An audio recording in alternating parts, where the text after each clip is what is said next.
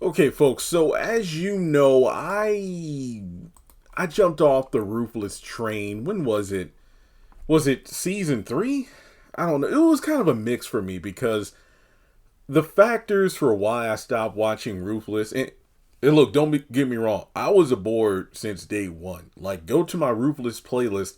I reviewed each and every episode for the first 2 seasons.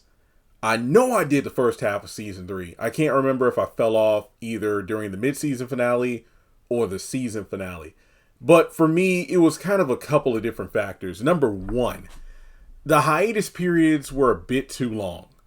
Number two, I believe the show used to come back around the week of Thanksgiving.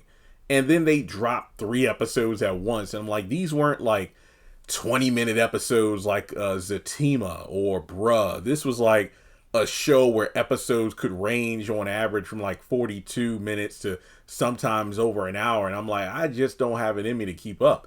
And on top of that, I'm not really one that likes the gratuitous shows, whether it's a bit too violent, sexual activity going on, things like that. And honestly, believe it or not, the number one reason why I lost interest in Ruthless was due to the fact that I'm a stickler for continuity.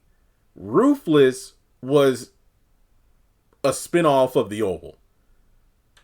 And I was thinking, oh, okay, kind of like with the Marvel Universe, something that a lot of people complained about is when the MCU introduced shows on Disney Plus, WandaVision, Loki, all the other shows.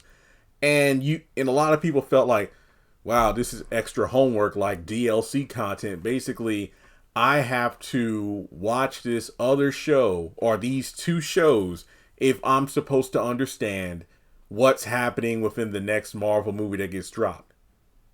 So with Ruthless, I wasn't upset. And well, then again, Ruthless and all that stuff, that dropped prior to like WandaVision and stuff like that. But because Tyler Perry did it first. But yeah, he introduced spin-off series. And I'm like, oh, okay. Because he said The Oval is a show that isn't about politics. It's about the people who work in the White House, in their lives outside of the White House. And with the Rakadushi being built up to be this huge threat, I'm like, okay, well, yeah, I want to know more about them. Let me go ahead and watch Ruthless, and then that will kind of fill in the blanks for what's going on with the Oval. However, I soon discovered that it didn't really make a lot of sense because Barry got abducted by the Rakadushi like in season 2 of the Oval. And to my knowledge, the Oval is like in what, season 5 or 6, and they never addressed that. And Tally killed herself, I want to say, towards the middle of the Oval season 1. That wasn't addressed in Ruthless until season 3. And I was like, what the? So then it got to the point where the show was like Gilligan's Island, in terms of, okay, they're never going to get out of the compound. I wanted this to line up with the Oval. Because in the Oval season 5, when Jason made it to the compound, I'm like, yo, this is great. I can't wait to see the crossover. This is going to build up something big. But no, it sadly did not. Not only did those episodes do nothing for the plot, it just felt like Tyler only wrote this in because fans thought that from the moment we saw River on screen, yo, he looks just like Jason. And that was like his excuse to get them on screen together. Because not only that, it felt awful because the Highest and Dikhan were kind of acting out of character. So there were a lot of moments where Ruthless could have lined up well with the Oval to make both shows feel worth the watch, but unfortunately that wasn't the case. And I just lost interest, so I decided to opt out. But then you had other YouTubers take the reins, such as Ruthless TV, who did a fantastic job reviewing the show week to week. But I was shocked when she did a video explaining why she stopped watching the show. And it was linked to Dikhan's departure. Dikhan, one of the top characters in the series. Because if you had to name 3 characters from Ruthless, Ruth would no doubt be number 1, the Highest right behind her, and Dikhan. It's like the big three. I mean, sure, Elder Mother and Andrew might be up there, but you cannot say Dikhan isn't within the top, the Rakadushi Trinity, if you will, of Ruthless. And getting rid of Dikhan in an off-screen death was just like, what? That's just off-put. I mean, because regardless of the plot, the way the show dragged on and whatnot, Dikhan was a fan favorite. And for him to just go like that, it caught a lot of people off guard. And I heard a lot of people, making a lot of noise about it, and people wanted my thoughts on it. But I'm like, hey guys, I've been out of the show for like a couple seasons now. I can't really give my thoughts on Dikhan's death. Like, how did it happen?